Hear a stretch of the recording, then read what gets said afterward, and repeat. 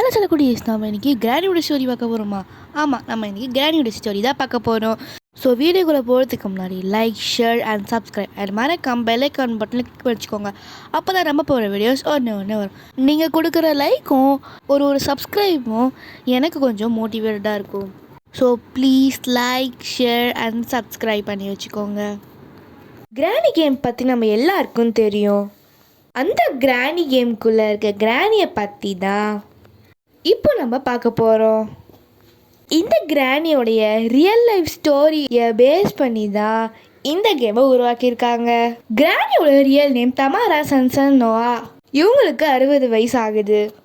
இவங்க என்னென்ன பண்ணாங்க, இவங்களுக்கு என்ன ஆச்சு, அதை பற்றி தான் நம்ம இன்னைக்கு இந்த வீடியோவில் பார்க்க போகிறோம்.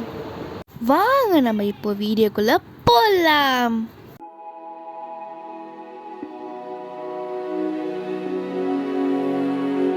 ரஷ்யாவில் கிராணியும் கிராண்ட்பாவும் ஒரு அப்பார்ட்மெண்ட்டில் வசிச்சுட்டு வராங்க. ஒரு நாள் கிராண்ட்பா காணாமல் போயிடுறாரு. கிராணி போலீஸ்கிட்ட கம்ப்ளைண்ட் பண்ணுறாங்க.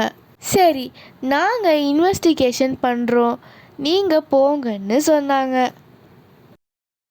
இப்படியே நாட்கள் போகுது.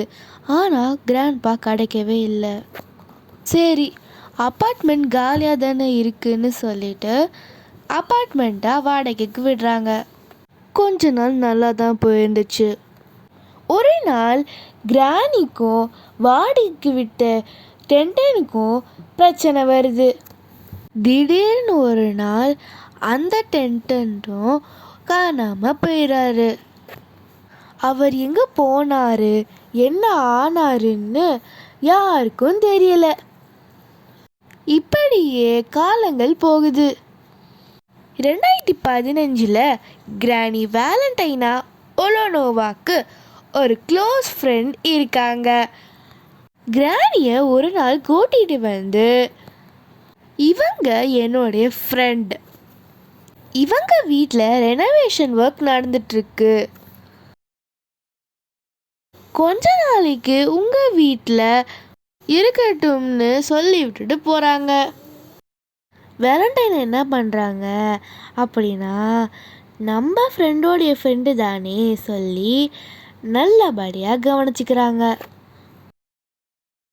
அவங்களுக்கு அப்போ புரியலை கிராணியை வீட்டில் விட்டது எவ்வளோ பெரிய தப்புன்னு.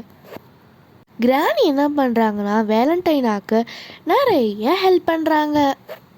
கிராணிக்கு அந்த வீடு ரொம்ப பிடிச்சி போயிடுது. இங்கேயே இருந்துடலான்னு முடிவு பண்ணுறாங்க.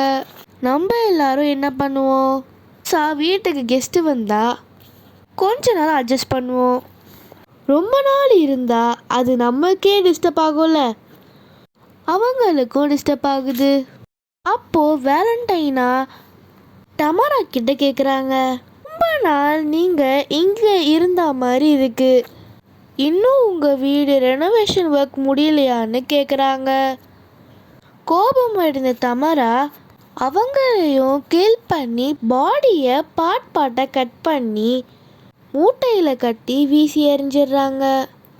3 நாளைக்கு அப்புறம் பாடி பார்ட்ஸ் போலீஸ்கிட்ட கிடைக்குது. போலீஸ் இன்வெஸ்டிகேஷன் பண்ணுறாங்க. அந்த பாடி வேலண்டைனாவோட பாடின்னு கண்டுபிடிக்கிறாங்க. வேலண்டைனா வீட்டுக்கு போகிறாங்க. அங்கே தமாரா இருக்காங்க. தமாரா கிட்ட இன்வெஸ்டிகேஷன் பண்ணுறாங்க. அவங்க தங்கி இந்த வீட்டில் சோதனையும் பண்ணுறாங்க. அங்கே பேஸ்மெண்ட்லேயும் பாத்ரூம்லேயும் பிளட் ஸ்டெயின்ஸ் கிடைக்குது. தமாரா மேலே போலீஸ்க்கு சந்தேகம் வருது. அப்போது தமாராவை அரெஸ்ட் பண்ணிடுறாங்க. போலீஸ் இன்வெஸ்டிகேஷன் பண்ணுறாங்க. தமாரா வீட்டுக்கு போய் சர்ச் பண்ணுறாங்க. அங்கே ஒரு தடயமே கிடைக்கல. அங்கே ஒரு டைரி கிடைக்குது. அந்த டைரியில் பல தகவல்கள் கிடைக்குது.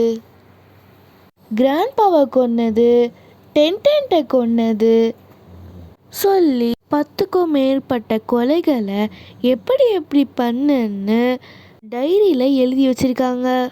அப்போதான் தெரியுது, வேலண்டைனாவை மட்டும் கொலை பண்ணல, அவங்க கிராண்ட்பா டென்டன்னு சொல்லி 10க்கும் மேற்பட்ட கொலைகளை பண்ணியிருக்காங்கன்னு தெரிய வருது. தமாரா சென்சனோவா ஒரு சீரியல் கில்லர் ஆகணுன்றது தான் அவங்க ஆசையாக இருந்திருக்கு. ஆனால் இவங்க செஞ்ச கொலைகளுக்கு போலீஸ்கிட்ட எந்த ஆதாரமும் கிடைக்கல.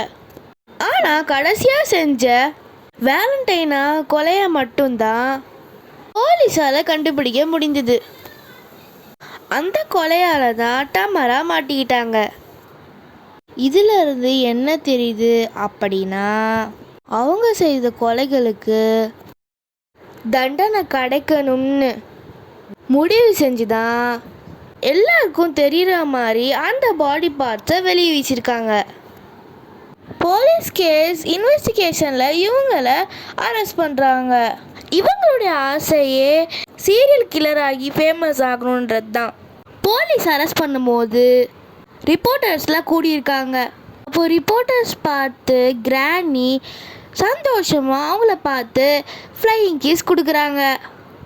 நம்ம இவ்வளோ ஃபேமஸ் ஆகிக்கிட்டோன்னு இவங்களை அரெஸ்ட் பண்ணி கோர்ட்டுக்கு கூட்டிகிட்டு போகிறாங்க.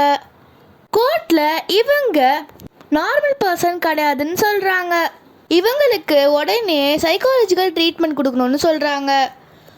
அவங்கள செக் பண்ண சைக்காட்டிஸ்ட் இவங்க ஒரு நார்மல் பர்சன் கிடையாது, அவங்களால அவங்களுக்கும் ஆபத்து, அவங்கள சுற்றி இருக்கவங்களுக்கும் ஆபத்து, அவங்க ஒரு நார்மல் பர்சன் கிடையாது, அவங்க ஒரு டேஞ்சரஸ் பர்சன் சொல்கிறாங்க. கோர்ட்டுக்கு இவங்கள கூட்டிகிட்டு போகிறாங்க. கோர்ட்டில் அவங்க தான் குற்றவாளின்னு தீர்ப்பும் சொல்கிறாங்க. ஆனால் தமாரா அதை கைத்தட்டி சந்தோஷமாக ஏற்றுக்கிறாங்க. அவங்களோட கடைசி காலம் ஜெயிலில் தான் இருக்கணும்னு ஆசைப்பட்டிருக்காங்க. அதனால தான் இந்த தீர்ப்பை சந்தோஷமாக ஏற்றுக்கிட்டு ஜெயிலுக்கும் போயிடுறாங்க. இந்த ரியல் ஸ்டோரியை பேஸ் பண்ணி தான் கிரானின்னு ஒரு கேமையே உருவாக்கியிருக்காங்க. இந்த கிராணி கேம் மூலமாக இவங்க இவ்வளோ ஃபேமஸ் ஆகுவாங்கன்னு ஏன் அவங்களே நினச்சி பார்க்கலன்னா பார்த்துக்கோங்களேன். இதுதான் நம்மளோட கிராணியோட ஸ்டோரி கைஸ்.